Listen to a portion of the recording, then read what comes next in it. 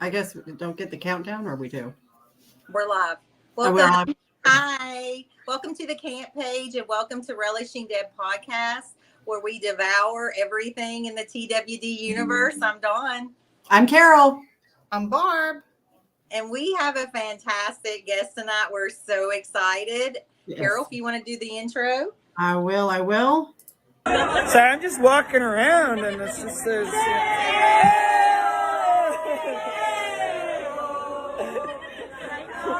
me wanna go on. I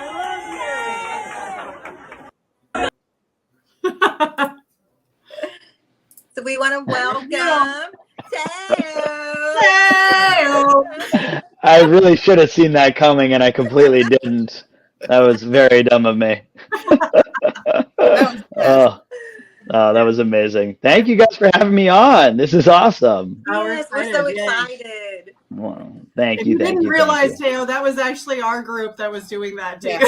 I did realize this. That was Eliza who first reached out. Was like, you remember us, the people that screamed your name and the Teo song. I was like, yeah, no, really, I can't really place that. That's crazy. I have no remembrance, recollection of that. It's crazy. My This favorite was Josh part- coming past and he was screaming, Josh! Like he was sorry, Dawn. What were you saying, Dawn? I said the same thing that Barb was going to say. Yeah. Oh, Classic. I love it. Okay, Barb. Where do you want me to start off? Well, I actually want Carol start off with Elisa's question since she couldn't be here tonight. She Okay. had to do that, so we apologize. She sends her love to everybody.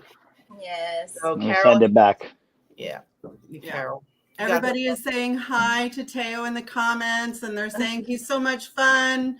Yeah. We Helen love Brandy with a Y says hi. it. Oh my gosh, I love it. Hey everybody. Can you see the comments, Teo? No, but I'm just gonna say hey everybody. That seems like the right thing to do in this situation. Wesley Hale from Survive the Night says, "What's up there, sharpshooter?" That's what I like to hear. That's what I like to hear. I will always claim my my superiority when it comes to Survive the Night. I think that was always my echelon right there. Right. Okay, so Eliza, like we said, she can't be here tonight because Yeah. she is really sick and she is on the couch and miserable. So we miss Get her. better soon, Eliza. We all miss you. Yes. But her question is, we're just going to dive right into it. Let's do it. Because I know, and we all know that this is a big thing for you, but she wanted to know, how has acting helped you with your dyslexia? Oh, that's awesome. I really love that. That's a good question. Yeah. So, I mean, the big thing was, just to go back and like kind of give the history of it. Shockingly enough, I know you can't imagine this. I had a very active imagination as a child, running around my apartment, doing make pretend. And so my mom at some point wanted to kind of like harness that in some way. And I told her I never in a million years do I want to do like a play or anything like that, because it obviously involves reading. And to her infinite wisdom, she enrolled me in an improv class, improvisation. So obviously no words, you just make it up on the fly. Right. And I did that for several years and I just fell in love with it. I absolutely loved it. Eventually then it was like an after school program, and the person who ran it, they do semi-professional plays. They convinced me to audition for the play. I got a part in it and tried to memorize for the first time and obviously succeeded, but it was very scary. And I think the big thing that acting did when it comes to dyslexia is it forced me at a fairly young age to overcome what I thought to be something insurmountable. And it turns out, through hard work and perseverance, I could do it. And that was certainly a lesson that I took through all of school, because a lot of it, education in general, for anybody with a neurodivergency, can be very, very difficult. Unfortunately, a lot of it isn't created with those folks in mind. And so a lesson at an early age was really tantamount to me knowing, okay, with enough hard work and determination, I will figure out a solution. Maybe it's not always going to be an A or a B, but like I will figure out a solution and get through this to the best of my abilities. Wow. Yeah, great question. Big old fan of that. Okay. The other question that she had was, Mm-hmm. did you get the call that Sebastian was going to be killed off, and what were your thoughts? Because I know Sebastian was only supposed to be for a couple of episodes, and then they extended it. Yeah, well, just to go from the couple episodes, when I first got the part, it was made clear that it should be 3 episodes, possibly more, but it didn't seem like there was like much rumbling that it would be. And basically each like couple weeks, somebody would just reach out like, "Hey, is he available for such and such days?" And we're like, "Yeah, sure." Yes, not gonna say no. But so a lot of times, it's when they send out the script, and I know in the past some actors have gotten pretty upset finding out, in the last moment. So Angela, in her infinite wisdom and grace, normally actually reaches out to the actors in advance to let them know, which is very kind of her. I, being a nosy actor, had actually gotten a hold of the script in advance of her calling me because I was talking with somebody in one of the hair and makeup departments, and they're like, "Yo, the next episode's pretty crazy for you," and they neglected to say why it was crazy for me, and so I was like, they're like, "Do you want to copy the script?" And I was like, "Yeah, sure." And so they said to me, I read it, I was like, "Oh, that is crazy." And Angela then did call and was, profusely apologetic, which she obviously didn't need to be. But that was my dramatic way of finding out. So you preempted. I successfully, destroyed the really beautiful thing she tried to do by being a nosy actor. That is correct. Nice. Mm-hmm. How cool was it to play a walker? What I always say to people is I feel like I got the full like TWD treatment where, I came on the show, I got to kill a walker, and then got to be one, which is, not every actor on the show, even people who have been there forever, get to do that. A lot of them, obviously, especially for major characters, normally get stabbed in the head as like a mercy. So to come back and do that for a couple episodes is super fun. It's not something they teach you in acting school. So there's definitely some kind of figuring out what this is going to be like. And just to learn about that whole makeup process is insane. Just a tangent real quickly. I watched The Grinch, the Jim Carrey movie last night. Yeah. And ever since having done that kind of makeup and like you have contacts and everything, I can't not see that movie in a different light now because I'm just like, man, that's like hours and hours and that stuff is all over your face and those are yellow contacts in. I have such a different experience of watching those kind of movies after putting on, and that's, nothing compared to the amount of makeup and prosthetics Jim Carrey had to put on, but it's an experience. You have a newfound appreciation. Oh yeah. My daughter Samara said it was very satisfying to see Sebastian die. Well, I don't know about that. I thought he was more of a protagonist, but I guess some people got the wrong interpretation with the show. I don't know. I know. He was a perfectly nice guy, right? Somebody gets it. Yeah, I know. A modern day Kennedy is what I heard some people say, but, I don't know. Right. Some people. Destiny said earlier, I love the shirt. I hope Ross doesn't get, or Teo doesn't get jealous. It's okay. I work him in. That's what I'm saying, and I know Ross paid you a lot of money to wear that, so it's fine. I understand. it's really okay. I'm not going to try to compete with that. That's just his ego, as we all know. Ross has a big one. What are you going to do? A big ego. Let's be clear for the big ego. So it's that kind of show. All right. Good to know. That's funny. Okay, so Regina had a question, and I'm just going to pop the slide up real quick because I actually saw this episode, and this is from Fantasy. Mm-hmm. And I believe this episode was called The Urn. Mm-hmm. Regina wanted to know, what was your first role? Ooh, other than commercials, what was your first role? Do we mean like on TV or just like whatever came first? TV is a funny one because it was on Discovery ID, and it was a show called Red Rum, which for those of you who are attentive know that it spells murder backwards. And it was just your classic, cold case files and things like that. It was like reenactments. I did this, I think, my senior year of college. I had never taken an on-camera class, or must have done it junior year of college. I don't even think I have the footage anymore. It's subjectively not good, like my footage in it. But it was fun because it was the first time I was like professionally being paid to be an actor on TV.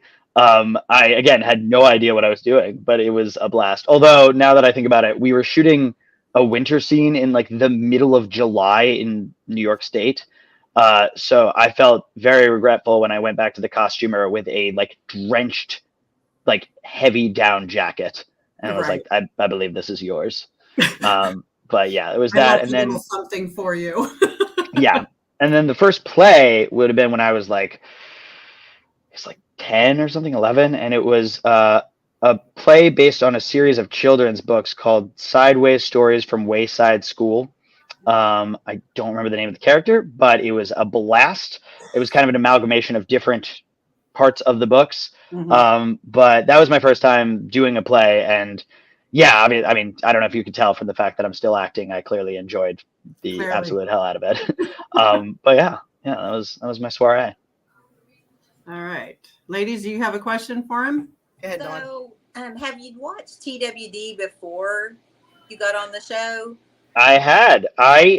So I was in college at NYU, and a friend came over and was like, "You have got to see the pilot of this show." And I was not a huge person for scary stuff, and certainly not for zombies. I had no interest.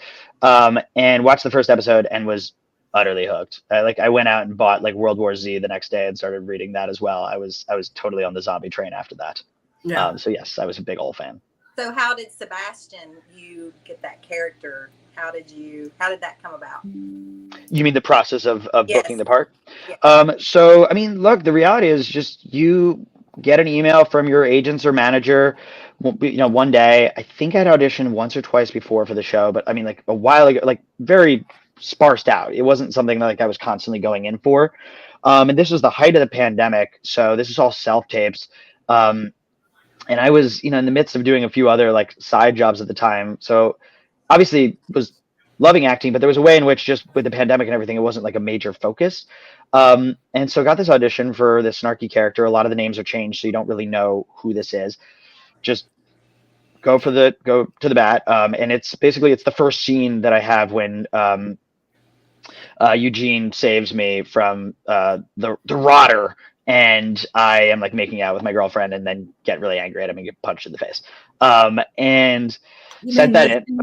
Yeah, that's the beautiful one. That's the moneymaker right there. How dare he? I also just love in that photo how like just Michael James Shaw is just perfectly cut out by me. And yet he still is like way larger than me. That's all a movie making effect. He's actually much smaller than me in real life. Right. But yeah. Remember that. Yeah. Yeah, no, it's just staging in the background and foreground. But yeah, so submitted that and didn't think twice about it. And with this whole process, they just, I mean, it went straight to basically offer. But I didn't know any of this. They basically, agent and manager just hadn't told me until like 3 weeks later when they contacted me to be like, "Hey, would you like to be on The Walking Dead?" And Yes. first I was like, I think you guys are pulling my leg. They weren't. I truly like sat on the floor, right, pointing to right next to my bed. Unfortunately, the moment was slightly ruined by my dog attacking my face. So with one hand, I'm on the cell phone, be like, "Oh my God, yes," and the other hand, I'm, fending off a dog who's like, "I want to lick your whole face." So it was an interesting moment, but yeah, it was surreal. Right. Regina Lawson in the comments, what is your favorite character on The Walking Dead? Of all time, like the whole way through it? Sure. Glenn, Steve Yeun, Glenn, easy. I don't know. There's something about this like pizza delivery dude who's like, a whatever schmo in the real world and then just becomes an epic hero. I just loved that rise. I was so obsessed with him. I don't know. And also just Steve Yeun's like an amazing, amazing actor. And yeah, I don't know.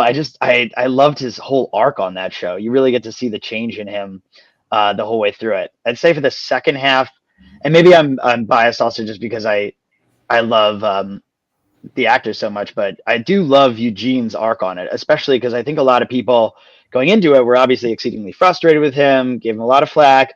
But in terms of a full arc, that's another really good one that I think you just see like him turn into one of the major protagonists by the end, and a very self-sufficient person as well.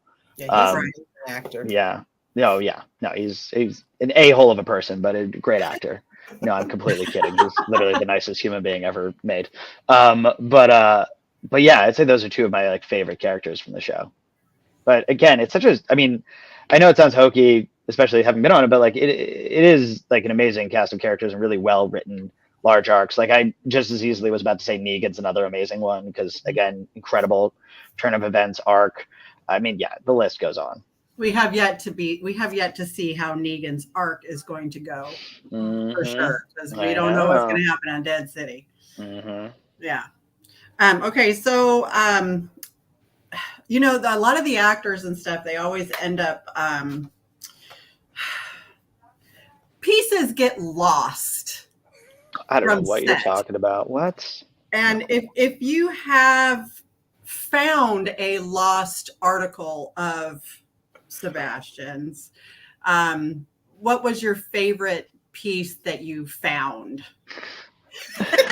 So look, first and foremost, Can I say that politically correct? No, you're completely good. I think by now most of the actors are just fast up. Like, yeah, I stole this. What did you take from set? That's what I want to know. So I was such a goody boy that I didn't even like think to do that for the longest time. I can't stress enough. Like I was walking around like, don't break anything. Like they might fire you.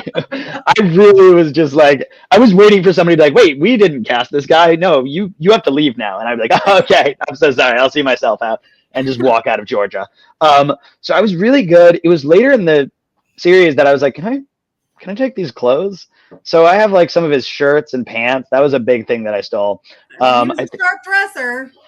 Hey, look, I was there for it. I was there for a lot of it. So I have like one of his he wears this like short sleeve floral button down, and I think I've actually worn that at the camp multiple times. I love that shirt. And there's like khakis. I don't even think I could say steal this. This is one of the Flag Day pins from my unfortunate demise. But even that, I like went up to the PAs and was like, "Can I have these?" Like, yeah. You asked for them. Yeah. And then friends that literally went like the last day of filming. I'm mad. And stuff. Especially it was like only after when I was getting interviews, they're like, "Hey, what'd you take?" And I was like, "Wait, you take stuff?" And I was like, so mad. Everybody else was like, "Yeah, I took this," and I was like. If I could redo one thing, I'd probably steal. Yeah, that's what I would do. Probably got 10 or 12, Oh, I'm sure. Crossbows or whatever. Yeah. Oh my God. That plate right behind me. That's amazing. That's from this dream sequence where if Glenn and Abraham were still alive, that's on the table. Yeah. Yeah. At the end. Oh wow, that's amazing. Yeah, I love that. That's funny. All right, Dawn, Barb, you guys got a question? So if you could do a scene with any character in the Walking Dead universe, who would you pick? As my character? Uh-huh. I've thought about this before. I feel like it would either be with Ross. I just feel like his moral compass would be a lot of fun to like fight against. Or the king, Ezekiel. Oh. I feel like especially with his station, and if he like had explained his history, I'd be like, what kind of pithy thing is that? Like, ew. How many people like served under you? You called them, you were the king? Oh my God. Yeah. It's so gross. And just like, completely rail on him as he has to sit there. Either way, it's just, in my head, most of the scenes are me, just delivering really snarky lines to somebody who has to be really nice and, demure to me. Trying to be as big of a douche as he possibly can to like. Again, your words, not mine. I don't know what you're talking about. I spoke truth to power as far as I'm concerned. I can honestly say that the times that we've met you in person and everything, the person is not the douche. I'm honored. That is the douche, but the person is not. Look, it's the highest form of a compliment. I'll always take it. You play a great one. You knocked it out of the park. Thank you so much. I just hope that you don't run into a lot of people that can't separate. Yeah. I've been really, really lucky. Unfortunately, I know that's not always the case for actors. I think there is something about coming in as a bad guy versus somebody who's supposed to be liked, and maybe for whatever reasons the fans aren't as receptive. So I think there's a lot of people that understood and accepted, like, if I like what he's doing, it's because I hate him. And I'm proud to say I think a lot of people hated me on the show. So I think in that sense, for the most part, people were pretty good. I think I only got one message, and even that I was like almost kind of excited for. I was just like, because everybody was like, hey, get ready for some mean stuff. And then it never came. And I was like, oh man, really? And then one person was like, I hate you, and some more worse things. And I was like, oh, cool. There's the guy. That's amazing. There's the guy. I think I showed it to my girlfriend really excited. I was like, oh, look. And she was like, oh my God, that's awful. I was like, yeah, right. Terrible. Finally. Was there one part of being the douche that was really hard for you to do? Like you just this is gonna be terrible to say. Nothing. Like it was, I don't know if it was the New York rage in me that I've just kept down for so many years, but I mean honestly, it's like one of my favorite parts of acting is a character, is somebody that's so different than yourself and you get to really lean into. And I think I just showed up on day one and kind of already knew who this guy was. And I had a talk with Greg Nicotero about that, because he was kind of like, look, I hadn't met you for a while when you first started the show.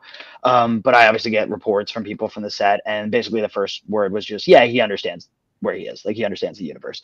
And I think, yeah, there was kind of this blend of like subtle comedy of like, he's so douchey, it almost comes around to be funny again. That just was like a lot of fun. I don't know. They're like I'd say the only part that ever was like anything that ever felt like, oh, that was a lot, was honestly, it was the death.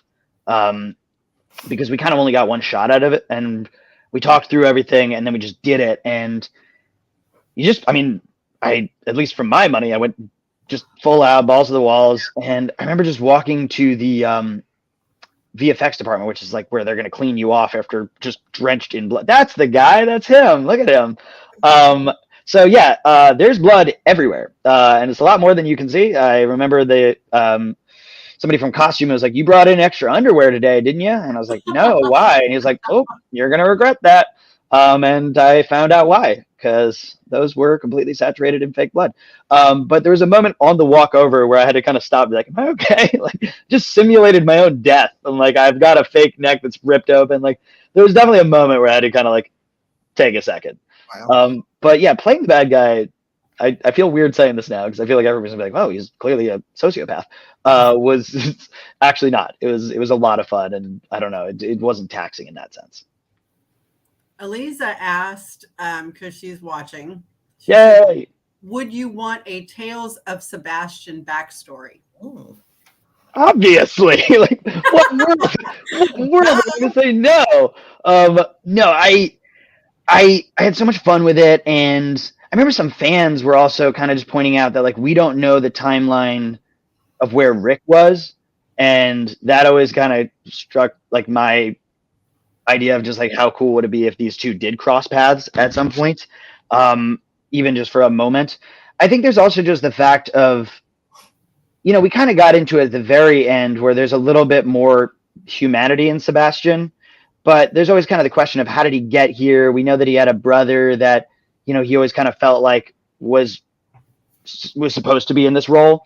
Yeah. And so, you know, it's at least, you know, as the actor playing this character, I feel very strongly that like, unless you're playing some, you know, demon, like you have to see the good in your character. You have to see why they are who they are and how they act, because very few people, if any, are acting truly from like an evil place. Like they are justified in what they're doing. And so is Sebastian. And so a big thing was just being born at the wrong place at the wrong time, in that like, I just don't think he was necessarily slated for power. And in some ways, this was how he lashed out against the circumstances he was in. And so I think it would just be fun to see how he kind of became that, and maybe watching him tamp down the last good in him so that he then becomes the version that we see in the show. So yeah, if any of you have a direct line to Angela Kang or Scott Gimple, you let me know. Oh, perfect. Oh, great. Oh, I don't know why I didn't ask you guys this sooner. That's amazing. Yeah, we got you. All right, sweet. Elizabeth Hansen in the comments, she asked, which character would you have wanted to be if you could have picked your character?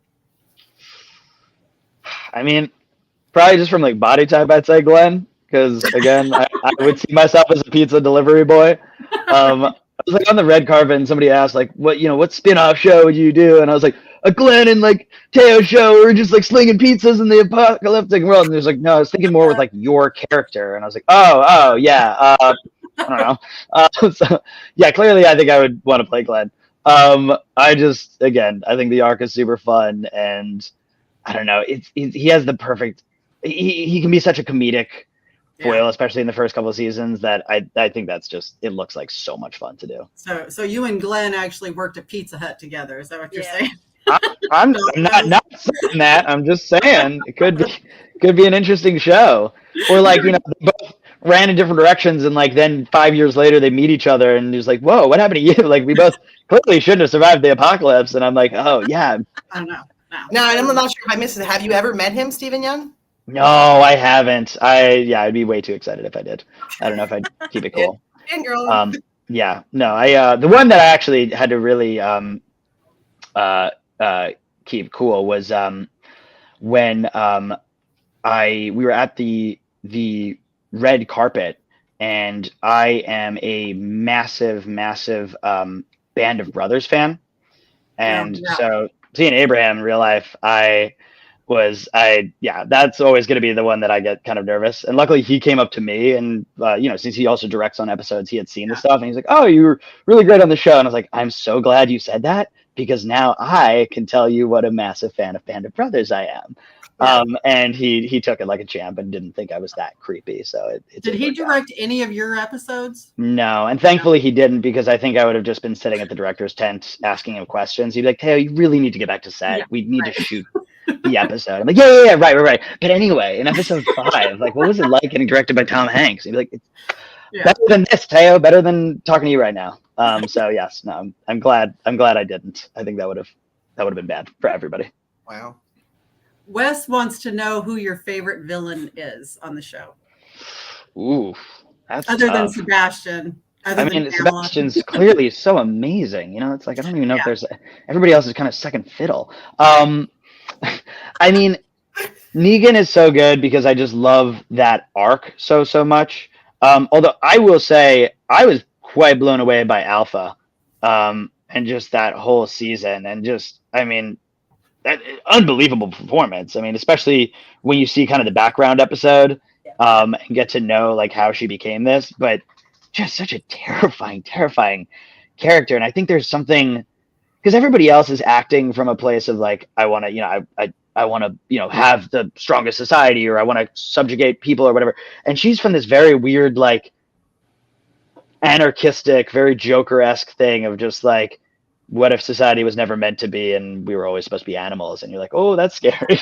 Like, I'd way rather be, I don't know, in a like a little bit of a dystopic place like the Commonwealth than walking around with a, zombie face mask on, pretending not to be human anymore.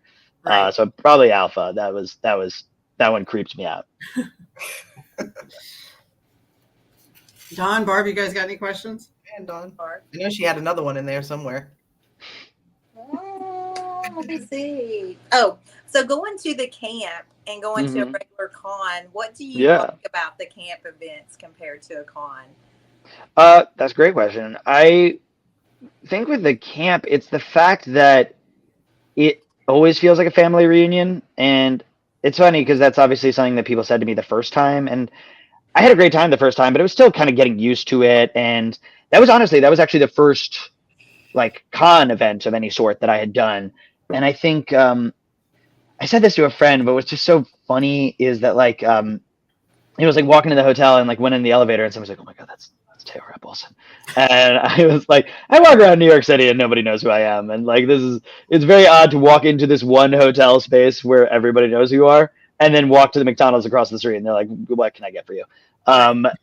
But very quickly, it just became apparent that like this is a place where we, play games together and have running jokes and do like activities. Honestly, that's like a huge part of it because I think that's where everybody comes out of their shell, both the, actors on the show, but also all the people from the camp. And that's like honestly half the fun. Like sitting at the booth is great, and like getting to interact with people individually is awesome. But a lot of those best moments are made doing stuff with people. And most conventions are very cut and dry. Of you sit at this table, people come up to you, you write something, you have a 2-minute interaction, but it's honestly, it's 99% the same interaction.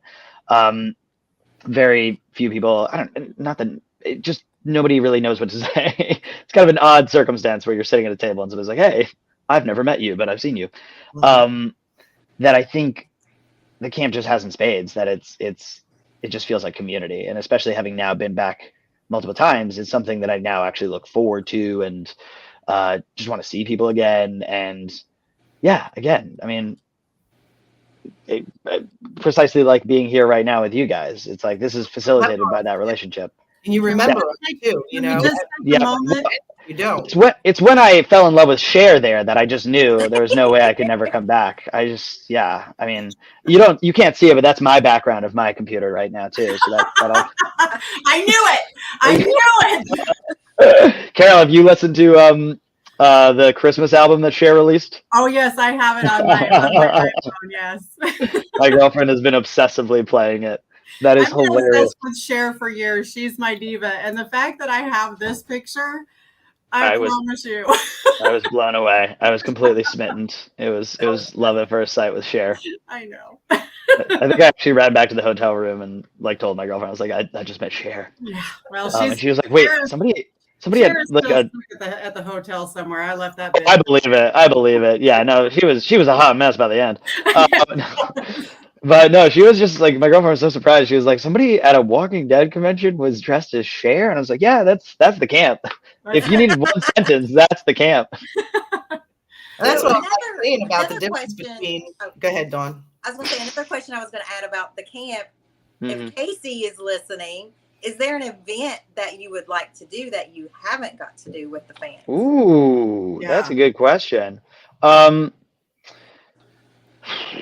I don't know. I mean, so like we've talked about this a couple times, and I don't know how much this is pushing for something that just might be too difficult, but I became a huge Atlanta United fan while I was down there. I still rep them. If there was ever a world to go to a game, I'm telling you right now, if you thought I was an animated person normally, you should see me in a soccer environment.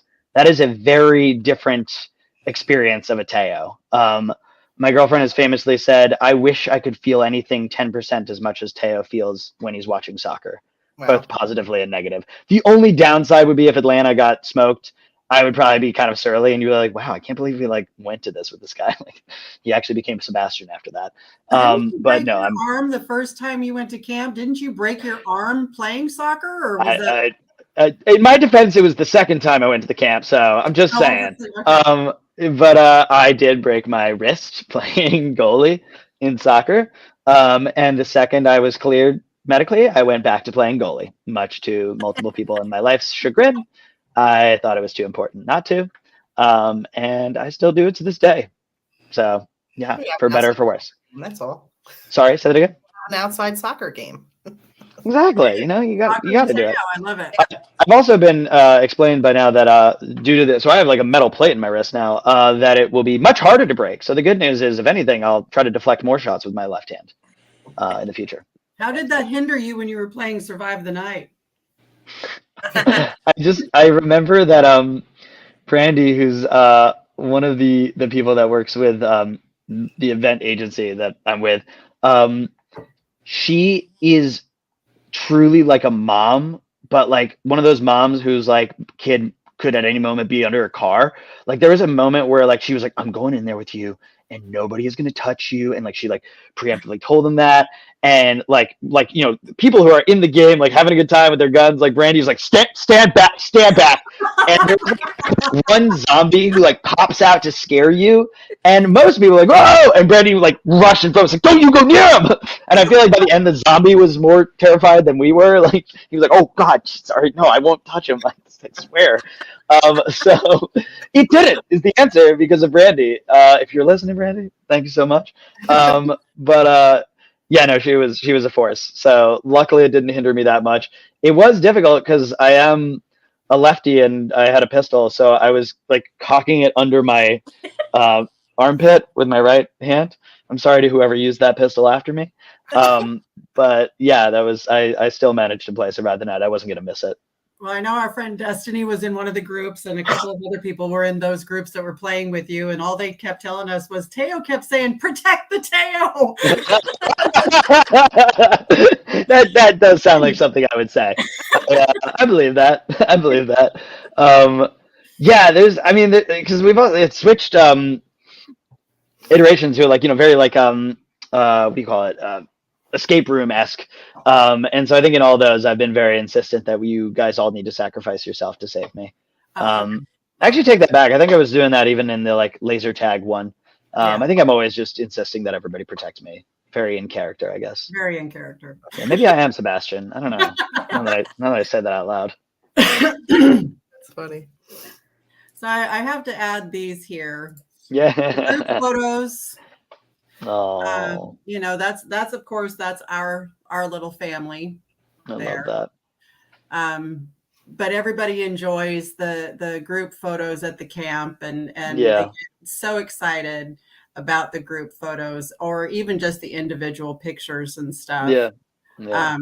I just think that it's wonderful, because every story that I've heard about their interactions with you is that everybody is just like, oh my God, Teo's got all the energy, and he's just super sweet, and just willing to joke around and all of that.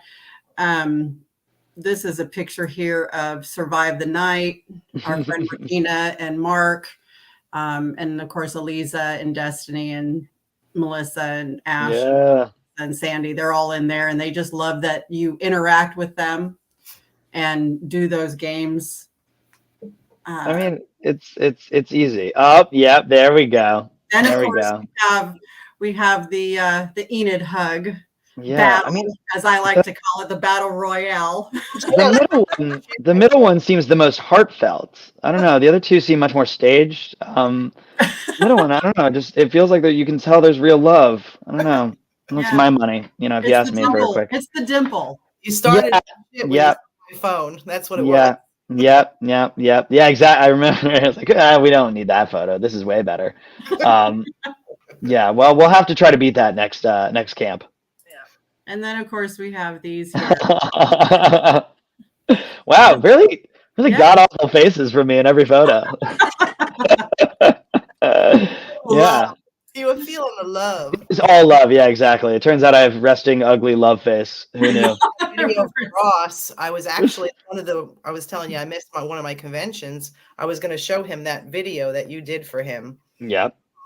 In your Arnold Schwarzenegger voice, but of course I missed the convention. But like you said, this is probably going to go back and forth for a while. I wouldn't have it any other way. So I always insist on this getting one-upped. I will always be there for it. The fact that you can't pronounce his last name in the video cracks me up. What did I say? Mark, I don't even know how to say that. Oh, I thought you meant like I actually didn't know how to say. Wait, no, what? I've been saying it wrong all this time, and you're the first people to correct me? Oh, God, I feel embarrassed. I probably said it to his face. All right, yeah, no, that also does sound like me to do that. Now that we're on the same page. God, that's funny. I'm so funny. God, that's funny. So funny. And Dawn's favorite part of that whole video, when you walk away, you just forget you, Ross.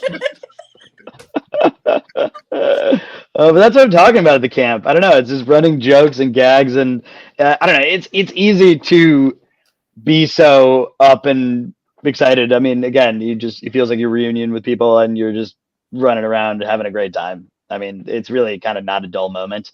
A lot of conventions, you can kind of just be sitting there waiting for the next like wave of people to get in, and just I don't know. It can feel a lot more like business and transactional-y. I say this is like every other con is like, well, no more Teo, that's for sure. Yeah, that's just one of my favorite aspects of the camp. Lisa goes, I want Barb and Teo to go all New York. Yeah, that's what I'm talking about. All right. Yeah, let's do it. Well, it's just two New Yorkers. Born and raised. Where were you born and raised? I was born and raised on the Lower West Side of Manhattan, which my mom is one of those people who bought an artist loft in Chelsea. And for those of you who know anything about New York City, Chelsea is a very she neighborhood now. But it wasn't in the 1970s when she bought it. And so my sister and I were both born and raised in the same apartment. She is still there. In her own words, "You guys will be carrying me out of here." She has no intentions of moving from that place. And yeah, I mean, it was an amazing place to grow up, because it was still like when you could actually have a modicum of space in New York City, which is, anybody who lives in the zone knows that Manhattan is not a very cheap place, and certainly also not a spacious place. And I just kind of lucked out. It was a really cool place to grow up, and like at that point too, Chelsea just felt like a neighborhood. So like you knew people on your block. My mom, like you take it in waves as you grew up. So like the first thing I could go do on my own was walk to the end of my block to the pizza place. And they all knew me, so they'd be like, "Oh, Taylor, you're picking up a slice," and then you go back to your place. And then the second thing I could do is go to my friend's house. Like I lived on 17th Street, he lived on 16th, so I'd have to cross one street to get to him. And then I'd call my mom when I got there, to be like, "Hey, I'm here, I made it." And then I could go to like another friend who happened to live like 5 blocks away. So that was kind of like that was the equivalent of like the cul-de-sac and like getting to go further and further away from home. I imagine for suburban kids. I don't know what that experience is like, but that was New York for me. Yeah, I'm from originally from Suffolk County, Long Island. Long Island. Yeah, my cousin, Long Island. My cousin lives in Queens, and she would take me into Manhattan all the time. Like, yeah, you can guide me around. I don't know how to get around Manhattan. I visited a million times, but it's so confusing. What? It's all straight lines. It's perfect. It's amazing. Get me on a subway. Go, bring me there. I'm good. Oh man, that's the thing that it's. I if you look back at some photos of me at the end of Walking Dead, I think I honestly put on some pounds living down in Georgia, just from like not walking everywhere. Like I didn't think about it, but as like a New Yorker, like I don't have a car. I have no need for one here. I walk everywhere, and I think I did not realize how casually you're getting in 10,000 steps every day, just by going around in your everyday. But yeah, so I will say though, more than anything for the Georgia folks, I miss Publix with all my heart, which is their supermarket chain. That is God's gift to Georgia. I cannot speak more highly of Publix. I was such a fan. Wow. Anybody else got another question? Dawn, do you have any more questions? Good. Oh, okay. Here's one. Did you have any bloopers on the set? So I was always silly on set, so there'd be like silly things, especially at like the end or beginning of takes. Honestly, like the dumbest one from me was that we had there's like the banquet scene where the guy like has the knife and pulls it to Max and like runs off. And this is one of those classic ones where like that whole scene must be like maybe 5 minutes. What nobody realizes is something of that scale, just because of all the extra people there and just all the moving pieces. It took 2 days to shoot that. And with everybody's footage, because there's also a ton of the series regulars spliced throughout there. So it's 2 days where like some people aren't there that day and then they're there the next day. So it's a very weird, crazy space. And so by day 2, like I think we're all just like not fully there. And you've said the same lines 400,000 times from different angles. And so my last line is, he like runs off, throws Max, and Mercer, goes to check on her. And I say something like, "What are you doing? Go after him!" And we did that 400,000 times, and we do the last take of it, and I crushed it. Like it was better than I'd ever said it before. I remember just kind of be like, man, that's the one. I'm going to watch it. I'm going to watch it on television. That's the one. And Michael was the first to come up to me. He's like, "Did you say her?" And I was like, "What? No, I said him." Definitely said him.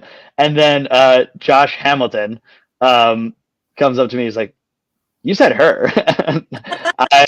Then everybody from the crew was just like, "Go after her." I didn't know it was a her now. And I was so mad at myself. So somewhere in the world there exists a take where Teo clearly looks more confident than he's ever been, having delivered the line of his life, only to find out we cannot possibly use that whatsoever. I'm trying to think what else I did.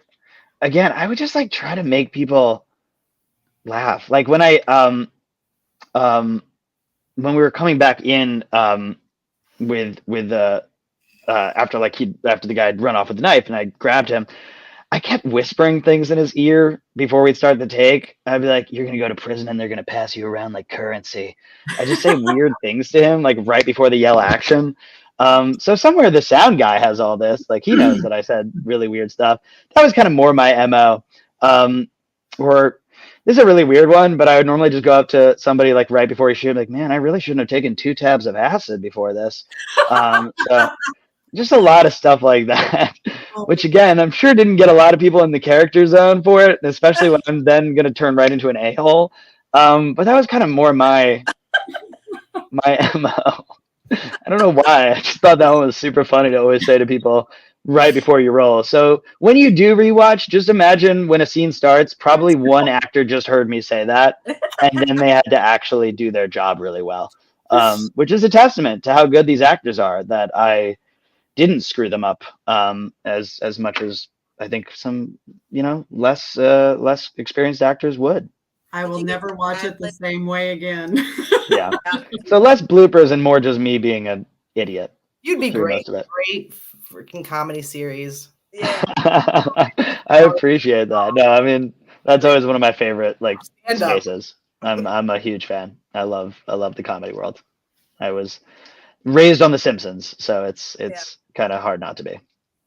Elisa wants to know if Sebastian thinks that Lance has gotten jiggy with Pamela. I didn't until later. And when I started seeing some of those moments, I was, especially when I was the zombie, and she has that moment where she like reaches into his pocket. And I remember on the first take of it kind of stopping. I was like, ew, like, Mom? And I was like, "You're supposed to be dead. You're supposed to be dead." But I was grossed out. Not even as Sebastian. Just I think because by this point, Lila and I had talked so many times, like, "Oh, you're my mom. You're my mom." And whenever I see her, I go like, "Oh, Mom." And so there was just something really weird about that. It was like you opened the door to your mom's room, and you're like, "Mom, is he fixing your back? What's going on?" That definitely disturbed me. I won't lie. It was. Sebastian says to Lance, "You're not my real dad." Yes, that would definitely be what I was saying. Yeah, no, creepy. I didn't much care for that. Again, I see when you draw back how it's a very interesting choice for the characters and a kind of a question of what happened. Being in the room physically when it happened was not fun. That was I didn't like that one bit. That was definitely it's very uncomfortable. Grossed out. No. It's one other thing that we all love to do. We all love to go down to Georgia and go to all the locations, and we don't get a beat. So, Carol, you have that one. Yep, there's Dawn. Wow! Oh my God! That's how do you find these? Oh. We just search them up. We have not missed a single step. I mean, even a dirt road that they had a scene on. Yeah. Me and Dawn will go and we'll reenact scenes, and that was Dawn inside there. Yeah. And we also have a friend, Anissa, who is absolutely crazy about locations. And so the ones that we haven't found, she has found. What I love is that you're calling somebody crazy. And if you're calling them crazy, after all the pictures you guys have taken, then that person's out of their mind. They're bad shit. Well, what you can't see is I'm actually in that picture, but I'm on the far left with Dawn, but I've cropped myself out. So. Too, and then right across is obviously the apartment buildings that Daryl and Rosita lived into. But we don't see it. I mean, like me and Dawn. What was that? I said we walked down them Rosita and there. Yeah, that's we so funny. We go to dirt roads. I don't even remember the scene, but Dawn was walking across where Michonne was looking down at the footprints when she was looking for Carl and Rick. Yep. She reenacted the scene, and actually, Dawn's got me carrying me out outside of Beth's hospital when Daryl was carrying. I'm Daryl, and I'm carrying her out of the hospital. You're crazy. Is it like an actual active hospital, or it's like just a? It wasn't active, but. Yeah. All right, I was gonna say, how did you get in there? You're like, oh, she's sick. Yeah, we have been shot before. We've got video of Destiny and me, and I forget who else at the Claimers Cottage thing at the train tracks, reenacting that whole scene. I mean, you're all nuts. I'm mild compared to Dawn and Barb, though, when it comes to locations and reenactment. If you're mild, I don't even know if I want to know what is. It's great to see it that you've seen it on television, and we were actually Yeah, there. So I don't know. There's an addiction to that. Yeah. I had kind of my pseudo moment of that, which is that where I kill my zombie when like I'm doing my advanced military training. JJ, who's is the AD, one point we were kind of like, taking a break. He's like, he's like, yeah, we shoot all over this like forest because it's like on the lot. It's just out in the woods. And he's like, right over there is where Carl was shot by the deer hunter. Right over there is where Glenn died. And I'm looking over and you see this clearing. I'm like, oh yeah, that is the spot. And it was just very surreal to be like, I just walked past this area. I wouldn't think twice because it's all forest. But then you see it and you're like, yeah, that's the ravine. That's the, open space where you can fit the camper in there. Like you just see all the zones and you know it. And so it's very weird to also be there kind of fanning out and be like, whoa. And they're like, right. I have to do a job. Like I'm not here to like. We love it. Yeah, we love it. No, it is super cool. I know exactly what you mean. There's something about, because again, it's like it only from this universe, and then you actually go there and you're like, right, this exists in my dimension, not in. Yeah. Anissa asked earlier. We were chatting about something else, but I would like to throw it in there because she wanted to know how it was to work inside the set at the studio at the Commonwealth. Like how gorgeous was that? It was amazing. I mean, I took videos. I wish I'd even taken more. It was one of the coolest things ever because just the attention to detail. Like there's a like statue in the town square. I think it's like what are those things called? Ancient Egyptian obelisk kind of statue that is like a monument to World War One. And it's like writing on it, or the train station. Like I would walk around and look at the artwork and stuff like this. That like, if it's ever featured in the episode, it's in the background for 1 second. Like there's the level of detail of things that might never get seen on that show is insane. Yeah. It's absolutely nuts. I'm also going to give you a piece of tea that I don't think I've actually told anybody yet, which is my best friend who I've gone through all of acting with came down to Georgia in my last couple weeks there. And we were hanging out, and this is the height of COVID, so they're not going to let anybody on sets who shouldn't be there. But we were on like a little bit of a break, and so, I think it was a weekend or whatever, but just due to the timing, we still had to go in and get tested. And I had cleared it with the set, like, my friend wants to come down, like, totally fine, he just has to get tested too. And so we get there, and I'm already like, at this point, I'm a zombie. And so we get there, we do our tests, and we're back at the parking lot, and I'm like, you know what? It's the weekend. Nobody's gonna stop us. Like, you want to just go see the whole set? And he's like, well, like, would you get in trouble? And I was like, what are they gonna do? Fire me? I'm a zombie. Like, what are they gonna kill me off? Like, it's too late. They can't do anything. And so we just walked around, and we only saw like 2 people, and we kind of just walked around like we deserve, like we should be there. Like I was like, oh yeah, so we're thinking for this shot is this. And so walking around it was just one of the coolest things, especially with, this guy who I'd gone through all of acting school with. We'd worked on all these auditions together. And I had a similar experience with him when he was doing a play at one of the largest theaters in Los Angeles. And he took me around backstage. So there was kind of a good, like, surreal changing moment here where I got to walk him around. So we walked through the train station together and, into the court square and just like down the road that a lot of the rioters come up.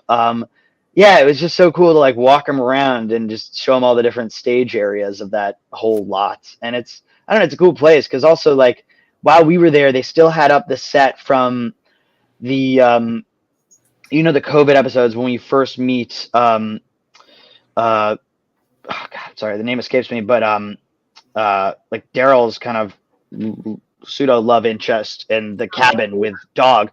That cabin was still there, like fully up. And so it was very weird because I had like just watched those episodes. So it was like just odd to be on set where I thought I was almost on a tour because obviously anything from Commonwealth I haven't seen yet in anything. I'm seeing it for the first time. But the cabin, I was like, oh, that's the cabin. And it's right next to the fire station. That makes sense. Yeah, it's just weird stuff where like, because all the exterior is masking sound stages. Right. So there's just a lot of stuff where like, yeah, if you walk behind a door, you're in a sound stage. It's very like Disneyland-esque, minus like it again, like very quickly you walk through a door and it's like, electrical shack. It's like not, Mickey Mouse isn't there. It's a dead person is there. A pile of dead people are there. That's much more likely of something you'll see than Mickey Mouse. My last major question. I'm sorry, Carol. Do you have anybody off set that you're still very close friends with that you talk to, hang out with? Yeah. I mean, a few people. It's always kind of like, we catch up. So like Josh Hamilton and I probably talk the most, just because like he's in New York City as well, so that's like always an easy one. But like I text with Michael every now and then, and I think it's one of those things where it also still feels like kind of a reunion for us whenever we go to meet at like the events. So I think it's one of those things where like we're always kind of in consistent touch. It's just like I think we're also kind of luckier than most actors because we actually know we'll probably see each other within a year. Because like most things you do, that's probably the last time, unless you really went out of your way to see this person again, where you very well might not see them again. Most shows they're not lucky enough to have this kind of fan base and the kind of things that come with it, i.e. like conventions and stuff. So like, I see Margot all the time, and she still lives in Georgia, and like that's the person that I just very well could no longer see or see very rarely. And so to still have the ability to see people like that is it's such a treat. I mean, again, I've been on a ton of other sets and nothing compares in terms of just the experience that I got from this one from any other show that I've done. It's one of the coolest things on earth. Cool. I would be remiss if I didn't ask this question at some point. And don't be remiss. I will be. There's two people that absolutely adore you more on a certain level. Angel, my daughter, and her friend Blaze, and they both wanted to know if you ever found that pocket that you dropped. So stupid. It's one of the dumbest jokes ever. I hate that. I hate that I fell for it more than anything. For the people at home who don't know what this joke is, the joke is that they walked up to me and said, "Hey, you dropped your pocket," which obviously that's physically impossible to drop a pocket, but I did look down. And the joke has stuck with me ever since, and I'm sure will be with me till my dying day. It lives. I never found the pocket, and I have yet to find my dignity. So thank you. Thank you for that. By all means. Angel says she loves you, Teo, in the comments. I love you too. I miss you. I want to see you at the next camp. It's always such a blast. I will leave my pocket at home though this time. I'm gonna bring pocketless pants just to protect myself. You don't want to risk dropping it at the camp. No, all sweatpants with sewn up pockets. That's for sure. Never again. On a serious note, do you have a quote? I know the answer to this because I've actually done my research. One of your quotes is one of my absolute favorites. There was a quote that you said on a podcast, and the quote is from Dumbledore from Harry Potter. Yeah, that's what I was going to go with. Okay, so would you tell our audience what that quote is and what that means to you? It is our actions that define us far more than our abilities. It is what Dumbledore says to Harry after Harry figures out that Voldemort was originally a student at Hogwarts, and basically he says to him, like when he's coming back, he's like, "I'm very much like Voldemort. I have a lot of the same characteristics. We both speak parcel, all this kind of stuff." And he's like, "What's the difference?" And he's like, "Well, I mean, I went into Gryffindor." He's like, "Yeah." And he's like, "Well, the Sorting Hat could have put me in Slytherin. I just chose to be in Gryffindor." And he's like, "Exactly. It is our actions that define us far more than our abilities." And what that came to mean for me is that at the end of the day, what you can control is your choices as a person. Even, if you don't have control over every aspect of your life, you can still control how you treat others, how you treat a situation, even as negative or positive as it is. And so, yeah, I've just been a huge proponent of that. I mean, I have, friends who sometimes, like they say like, "Oh, I felt really guilty because I didn't want to, do this thing or such and such." And I'm like, yeah, but like, you still did it, or you still showed up, or you still did something for that person. And regardless of what was going on in your head, at the end of the day, your action was to do that. And so there's just something about that stuck with me of I don't know, the control that we have as humans. And obviously, I think we all go through points where we feel like we're lacking that. I mean, I know I do too. It's not to say like after hearing this quote, I'm fixed. But it's one that I always get drawn back to, especially if I'm having a hard time with something, or just not knowing what to do, or feeling like, because you're running through the story in your own head. I did the wrong thing. I was bad in this particular instance, such and such. And I try to ask myself, like, what did you do? Because it's not, what you were thinking, or what why you did something. If you secretly wanted a favor in return or something, the answer is you showed up, you did something, both positive or negative. I mean, the action could be very negative, but for me, it's always kind of in a very altruistic and positive sense. But that quote has stuck with me for a very long time. I like that. Thank you. I really appreciated that, because we as a group, or as a podcast, and as a camp family, we also believe that actions speak way louder. And so we appreciate, I love that quote. I mean, I'm a huge Harry Potter fan. And when I heard you say that on the other podcast, I was like, oh man, I've got to ask him about that. So. Well, I mean, to your point of actions, I see from so many of these communities, people watching out for each other. I get reached out to about, this person's going through medical troubles. We're trying to create a support group for them. This person, something financially happened. I mean, all these kind of things that speak volumes. Those are your guys' actions. And again, that's just to your guys' point and to your credit. What makes this a family is that everybody keeps showing up for one another. A family is, it's easy to call somebody that. It's much harder to actually rise to the occasion and make that family and sustain it more than anything. And I think that's through actions. Well, we also need to take a moment and thank you for the video that you made for us, for our friend Casillas. Of course. We really appreciated that too. That was huge for us. It's the easiest thing in the world when I hear the amazing work that you guys do. And seriously, it's inspiring and touching. It's, when Eliza reached out with that, it wasn't even, it's not like, oh my gosh, I got to do this. It's the easiest thing. Because if this is a person that, A, obviously is just going through this, but B, has, gleaned anything positive from this whole show and this whole universe. And I've been so lucky to be, given so much from this experience. The very least I feel I could ever do is try to give back to the enormous community and family that comes with this show in whatever small way I can. So something like that it's just the easiest thing in the world. Well, we appreciate it. Ladies, do we want to close with the Lipton questions? Sure. Okay. Who wants to start? We'll let you, Carol. Okay. All right. So I'm sure that you're very familiar with James Lipton inside the Actors Studio, and he always closes his interviews with a set of questions. And we love these questions so much that it gives such a great insight into the individual. So we're going to ask you these questions. Love it. Let's do it. All right. What is your favorite word?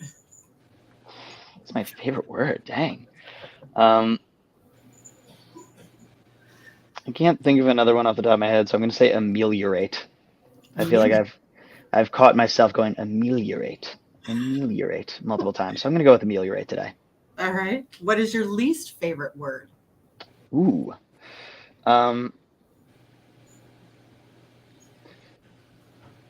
It's a bad word. That's okay. It's the C word for a woman's vagina. It's my least favorite word. It's sharp. It's a sharp word. It's a sharp, angry word. There's just something about it. I've only reserved it for the meanest of folks. It's not a word I would use liberally. And it's sharp. And I'm born and raised in New York. I curse like a sailor. But I will not. I reserve that one. Okay. John, do you want to take the next two?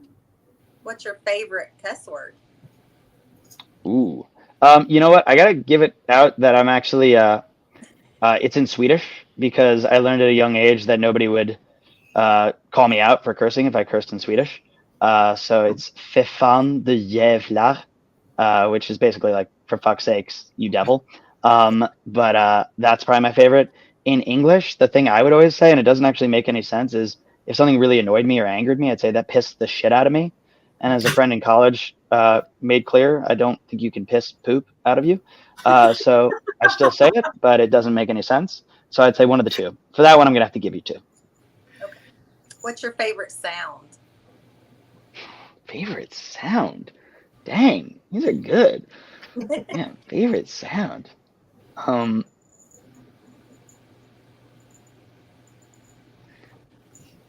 sure the second I get off this, I'm going to be so mad at myself for not having come up with another one. I feel like bacon sizzling. I just love that, like, that That's a good one. sound, right? And maybe it's that I have the smell senses also with it, but yeah, just that in general is always really nice to me. It's satisfying. Least favorite sound? There's like a material that like some raincoats are made out of, and it's nails on a chalkboard. That's not my problem. It's the material that, like, if you scrape your nails against that, I will die. I cringe every time. I think somebody was making it at one point, and I like grabbed their hand. I was like, I need you to stop. Like, that's so awful. Please, for the love of God. Okay, Barb. What turns you on? Barb? Oh my gosh. I got That's serious. Barb? I know we hugged, but my God. I'm gonna choose to take that in a more platonic way. Don't take it platonically. I think both romantically and platonically. In general, humor specifically in kind of a yes and nature where we're feeding off one another really activates me and makes me feel closer to you.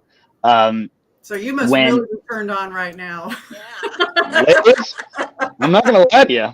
I'm pretty turned on. Yes, definitely. Yeah, thanks for Gina. Barb, I'll tell you the other things at the camp. Good. All right. What turns you off? Woof. Not that I want to ruin the moment. When you can tell somebody's being disingenuous, when they're not being honest, or and you see this not only in acting, but you see this a lot in acting. I'm very grateful to say, and this is true not on Walking Dead, but when people are kind of looking at you like, what do you do for me? What do I get out of this? There's just an early moment in that kind of dynamic in general that if I in any sense get a sense of like, this is fake, very quickly it normally turns me off to a person. Cool. What profession other than your own would you like to attempt? I would probably say something in the world of politics. It's something I'm very passionate about. I think if I wasn't in acting, I would have probably gone down that or history. I'm a massive history fan. Sorry? Yes, I am at heart a Milton. I am a Milton. I can guarantee you I would probably not politically align with the Milton side of things. I'm not too much of a fascist dictator. But yeah, I think just my mom, she always had the newspaper on the table, and there's kind of a saying in a lot of people's households that like the two things we don't discuss at the dinner table are politics and religion. And she was very much the opposite, and very much kind of encouraged discourse on it, and was never like, this is the way to be or anything like that. It was, if I came in interested about anything that given day, we would talk about it. She was very open to having any and all dialogue. If I just heard a new political view or, was now interested in a new religion or something, she was very open to those things. So I think I just always grew up with a big sense of politics and idealistic view of, that this thing could really affect change. And especially in a world right now where I think a lot of people are pretty pessimistic about it, and plenty of it with good reason, feels more imperative than ever to have that kind of hope, so to speak. What profession would you not like to do? Lawyer. Definitely Yeah. lawyer. I don't want to read. That sounds like nothing but jargony reading. Have you ever, I mean, you know those things that we like when you like update your iPhone, it's like, hey, read this contract. And you're like, has anybody read that? Has anybody read that? No. You know why? Because it's so boring. It's so boring. And that's what lawyers do all day. And a friend pointed this out to me, and I think they're right. And they're like, why do lawyers get paid so much? And it's like, because they read all that. They had to read all of it. And you're never going to do it. And if you did it, you wouldn't have to pay for a lawyer. And the answer is you're not going to read it, so you're going to pay for the lawyer. And that sucks. And I don't agree with that, but it's the reality. Right. And I don't want to be a lawyer. That sounds absolutely awful. And the last question, if heaven exists, what would you like to hear God say when you arrive at the pearly gates? I don't know why. My first thought was him going, welcome to the jungle! We got fun and games!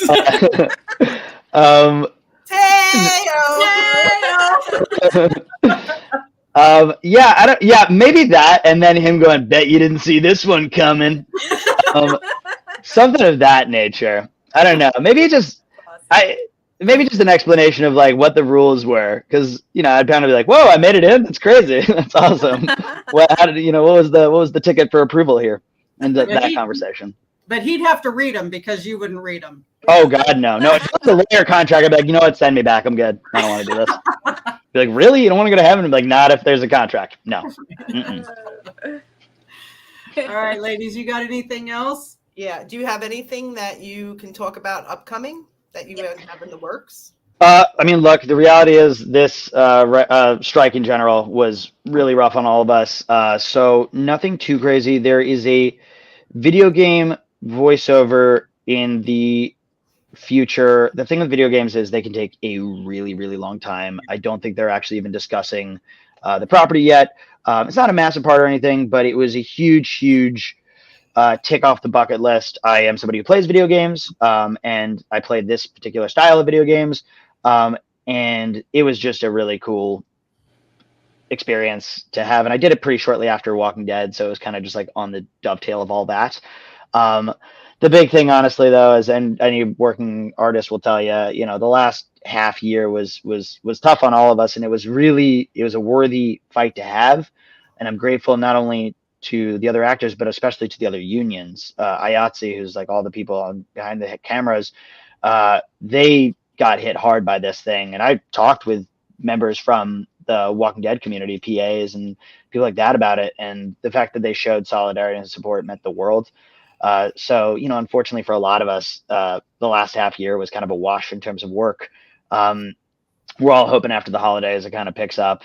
And I'm more than anything hoping by the time we get to the camp, I have some more exciting news for you guys in the future. Yeah. Well, we love you and we appreciate you coming on. This was a pretty awesome. The feeling is so mutual.